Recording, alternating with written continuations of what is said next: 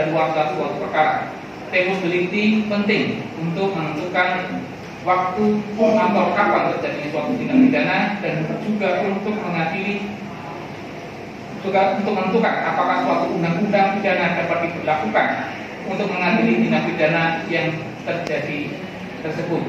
Suatu undang-undang yang pemberlakuannya setelah terjadi suatu delik atau tindak pidana tidak dapat digunakan sebagai dasar untuk memeriksa dan memutus suatu tindak pidana.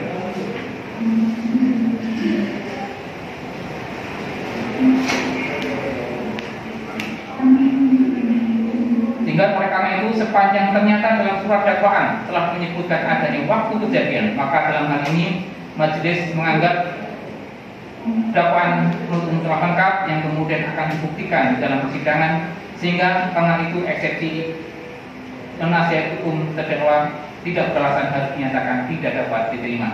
Menimbang bahwa oleh karena keberatan penasihat hukum terdakwa tidak dapat diterima, maka pemeriksaan perkara ini harus dilanjutkan.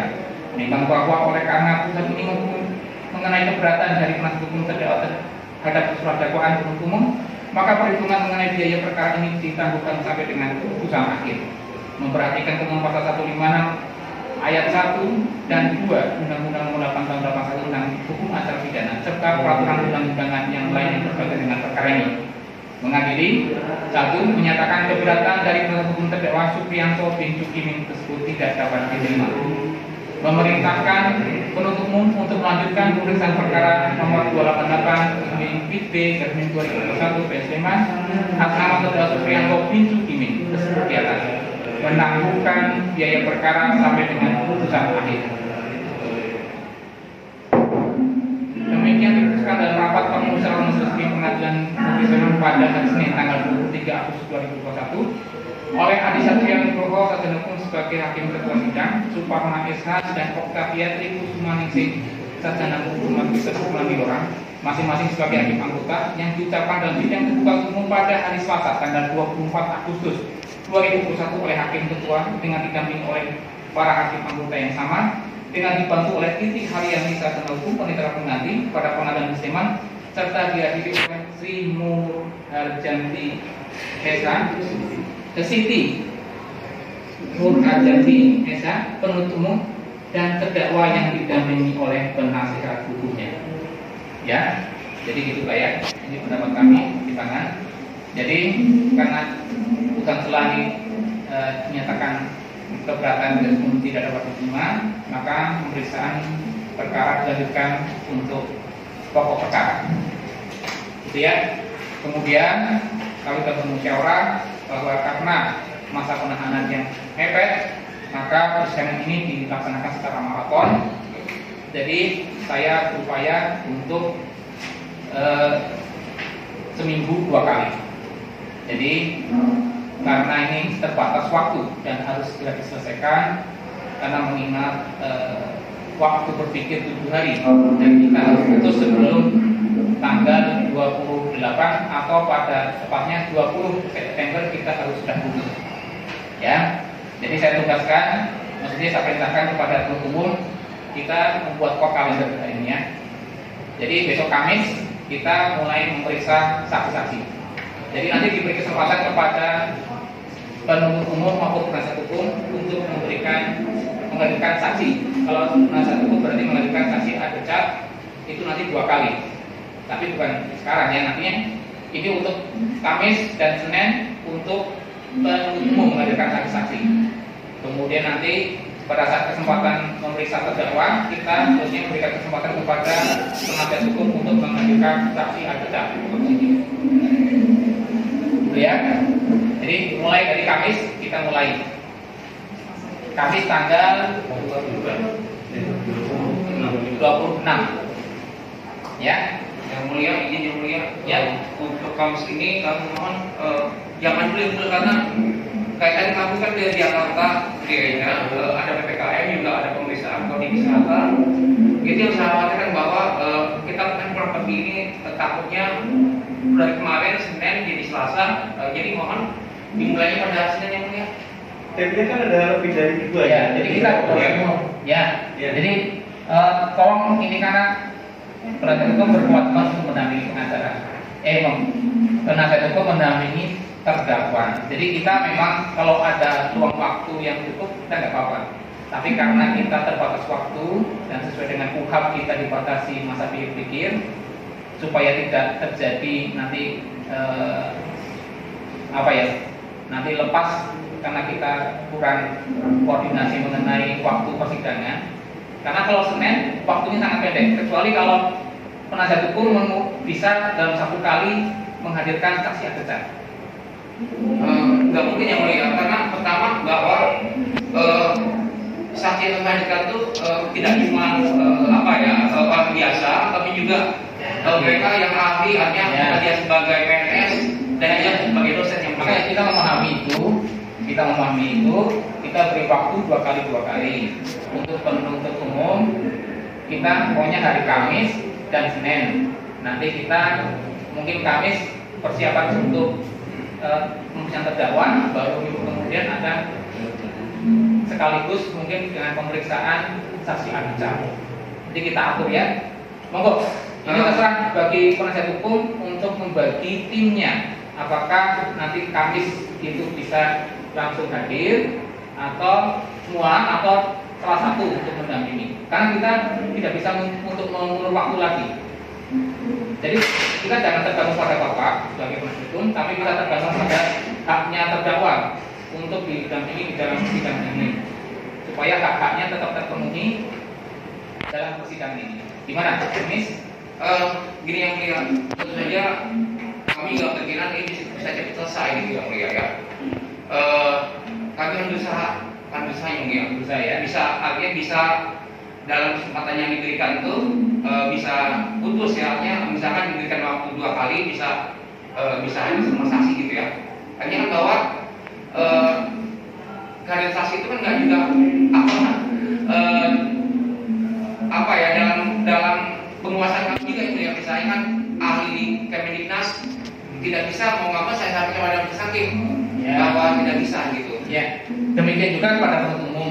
Ini kan kesempatan bagi penasihat hukum itu untuk mempersiapkan saksi advokat itu kan lebih panjang, bisa berkoordinasi dulu. Beda dengan penuntut umum, mulai Kamis besok sudah harus menghadirkan, ya kan gitu. Demikian juga hari Senin, waktunya sangat mepet. Kalau penasihat hukum kan mempunyai waktu yang cukup, monggo koordinasikan.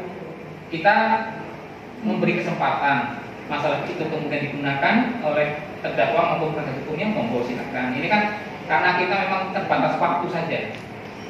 Karena kita dibatasi oleh penahanan yang dijalani oleh terdakwa.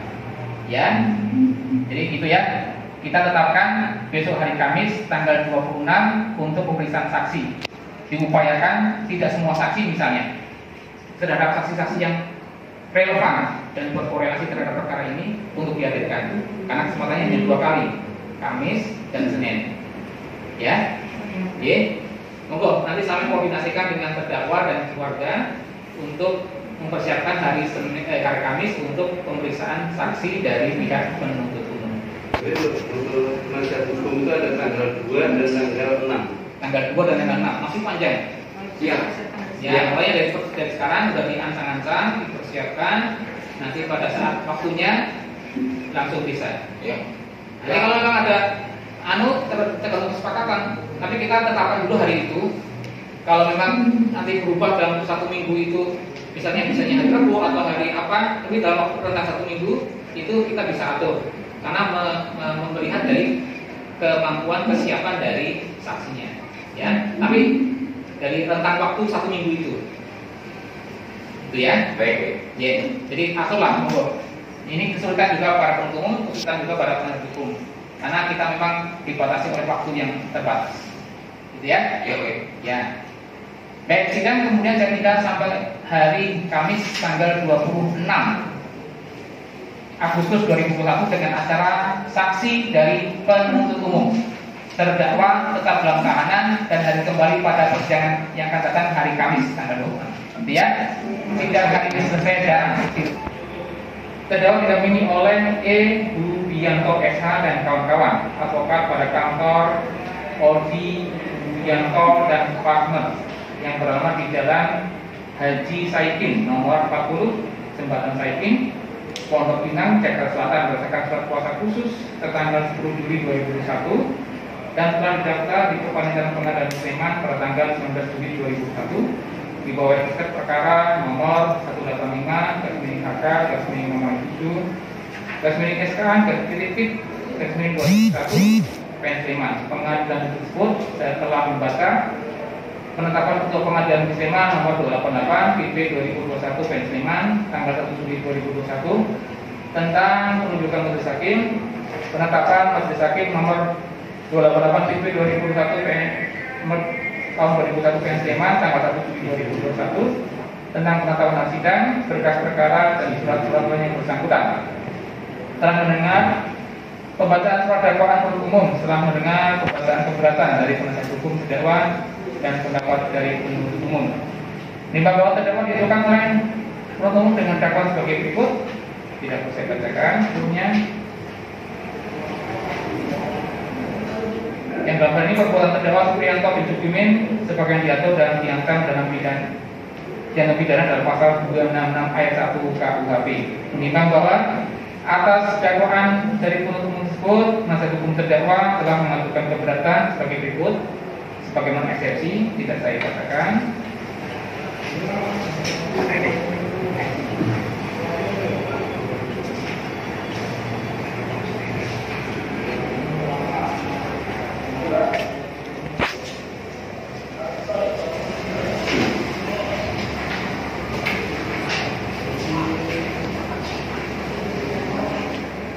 Menimbang bahwa atas keberatan eksepsi penasihat hukum terdakwa tersebut, penuntut umum telah mengajukan pendapatnya yang pada pokoknya sebagai berikut. Bagaimana tanggapan kemarin tidak perlu saya katakan.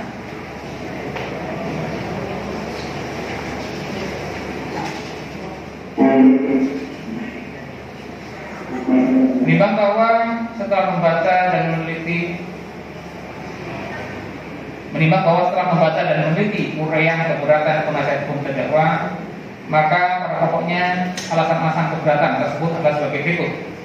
1. Terdakwa perkara ini adalah perkara perdata karena berkaitan dengan sah atau tidaknya ijazah dan atau nilai ijazah untuk mata pelajaran pendidikan agama dan budi pekerti, mata pelajaran pendidikan Pancasila dan kewarganegaraan. 2. Juga dakwaan JPU tidak jelas atau kabur.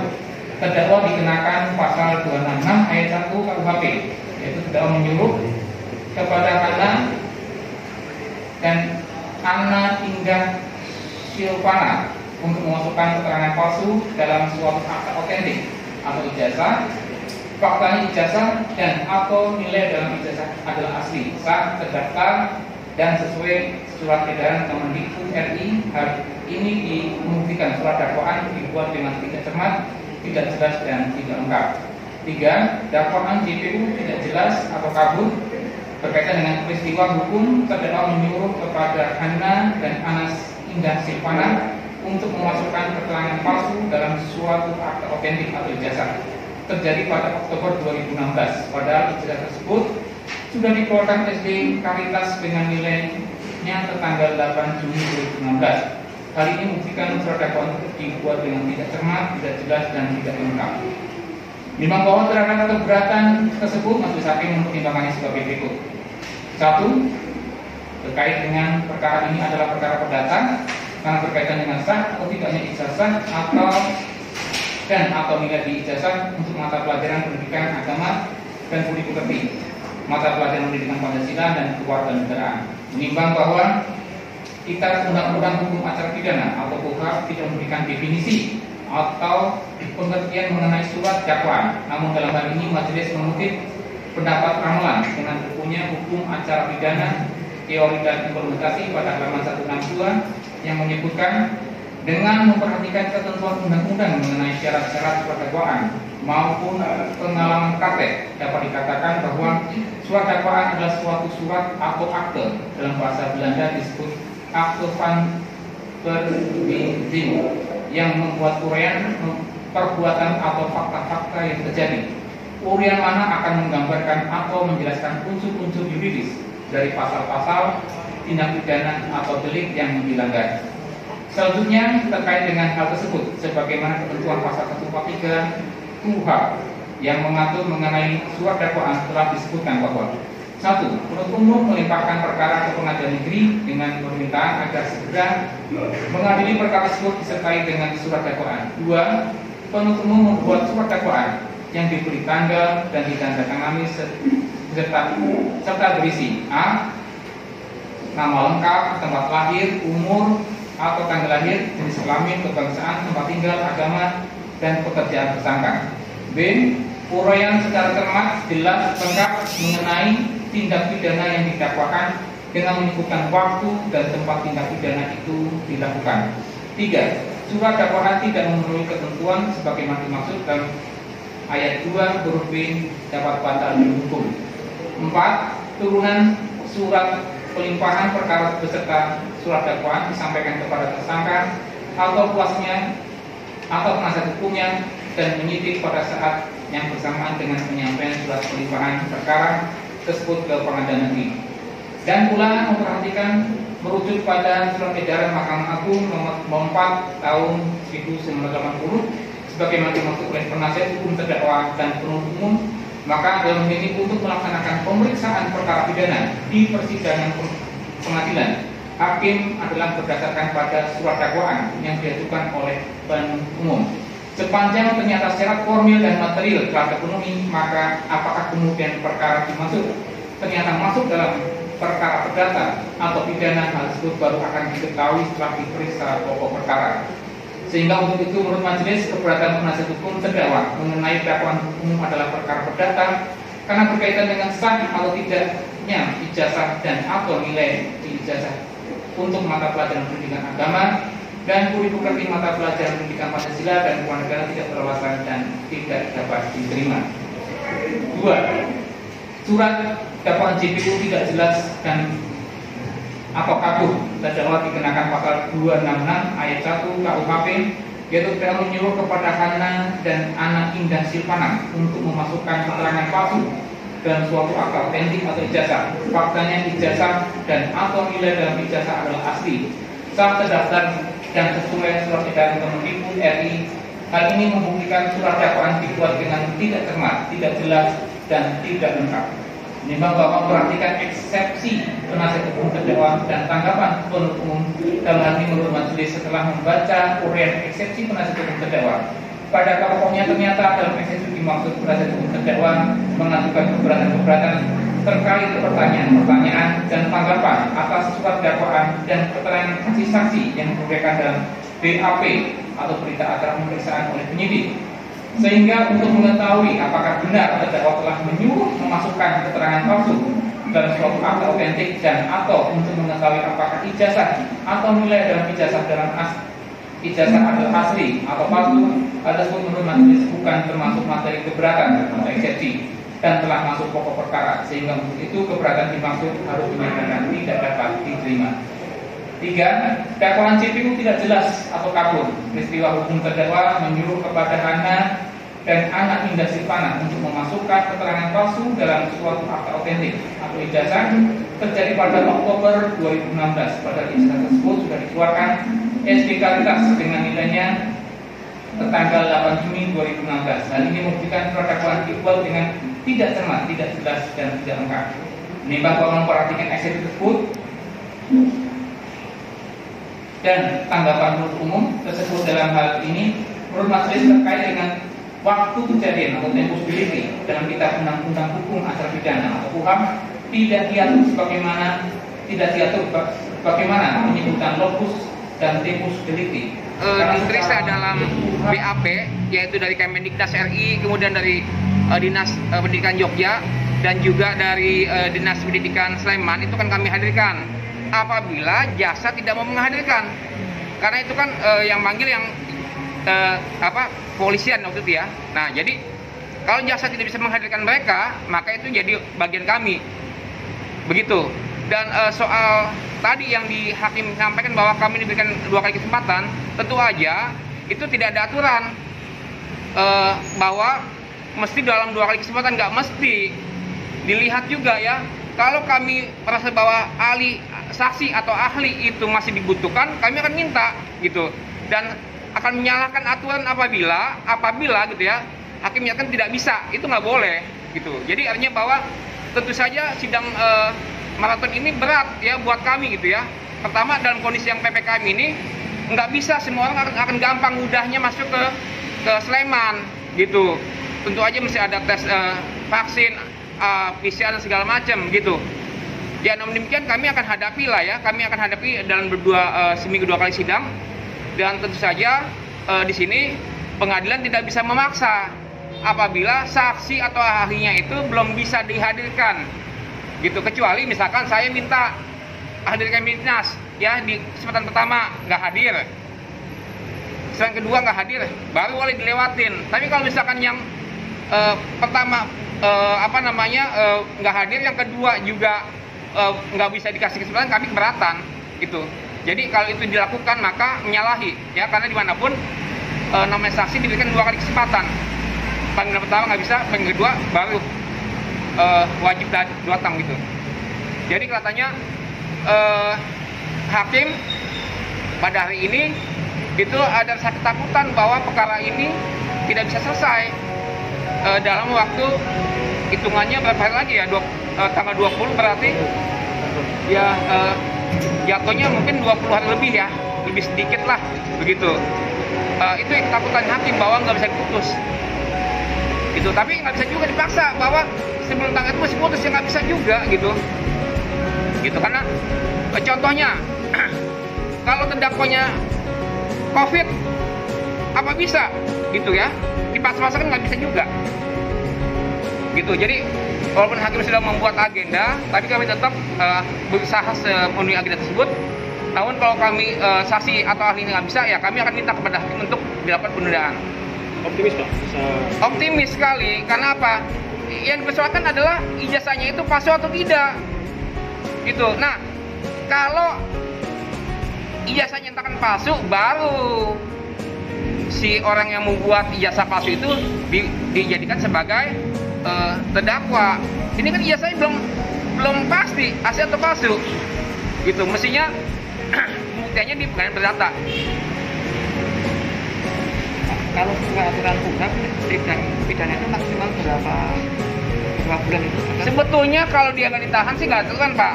Ya kalau nggak ditahan ya, masanya kayak ini ditahan. Dan kesempatan pertama 30 hari udah lewat, sehingga diajukan kesempatan kedua 60 hari. Artinya Pengadilan Negeri Sleman hanya punya waktu 90 hari untuk menahan terdakwa gitu. Kalau dia nggak ditahan sih mau 2 tahun juga masalah gitu. Masalahnya kalau dalam waktu 90 hari tidak putus, maka demi hukum ya supaya itu dibebaskan dari tahanan. Pak, kemudian untuk bukti-bukti nanti untuk meringankan terdakwa itu apa saja Pak? Tentu saja apa yang sudah yang dijabarkan di BAP itu akan kami sampaikan ya. Pertama, ijazahnya itu sah kan gitu. Yang kedua, surat dari Ombudsman juga ada. Kemudian juga surat dari Dinas Kemendiknas juga sudah ada. Berita acara sudah ada, gitu, yang semua menyatakan bahwa ijazah itu sah. Artinya kalau ijazah sah, maka nilainya juga sah, gitu.